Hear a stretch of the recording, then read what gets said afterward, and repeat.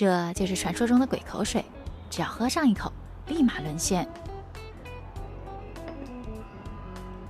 这哪里是鬼口水嘛，那么好吃。这么好吃吗？最近这款超火的鬼口水，你们都排队去尝了吗？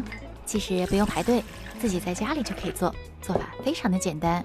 主要的食材就需要这种伊朗的开心果仁儿，再就是需要借助一台扑鼻机来制作。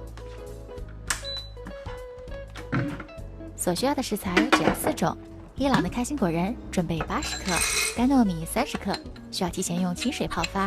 老冰糖根据自己能接受的甜度，准备10克就够了。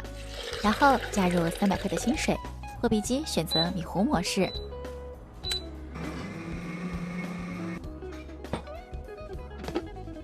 这碗鬼口水在甜品店要买35一碗，口感香甜丝滑，真的特别的香。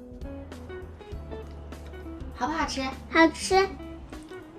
顺便再给你们解锁一个升级版的吃法，我们加入1大碗的牛奶冰块，根据自己喜欢的口感，将它打成沙冰。这种吃法在网屋小吃街都卖得特别的火，浓郁的开心果香搭配着冰凉的牛奶冰，真的巨好吃，冰冰凉凉，非常适合夏天。有兴趣的小伙伴赶紧动手试一试吧。这个好不好吃？这个也好吃。